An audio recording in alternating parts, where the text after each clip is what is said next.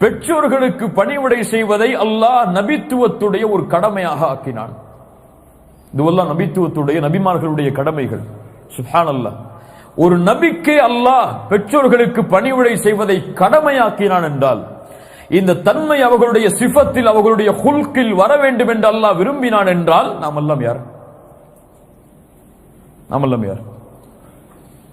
ஆனால் நம்முடைய வாழ்க்கை மாறிவிடுகிறது திருமணத்திற்கு பிறகு. மிகப்பெரிய எச்சரிக்கையாக சொல்கிறேன், என்னையும் சேர்த்து சொல்கிறேன். மனைவி என்று ஒருவள் வந்துவிட்டால், குழந்தை என்று ஒன்று பிறந்து விட்டால், குடும்பம் என்று எமக்கென்று தனியாக உருவாகிவிட்டால் தாய் தந்தையை எல்லோரும் மறந்து விடுகிறார்கள். இல்ல மஷா அல்லாஹ், அல்லாஹ் பாதுகாத்தவர்களை தவிர. மனைவிக்கு கொடுக்கக்கூடிய முக்கியத்துவத்தில் 1% கூட தாய்க்கு கொடுப்பதில்லை.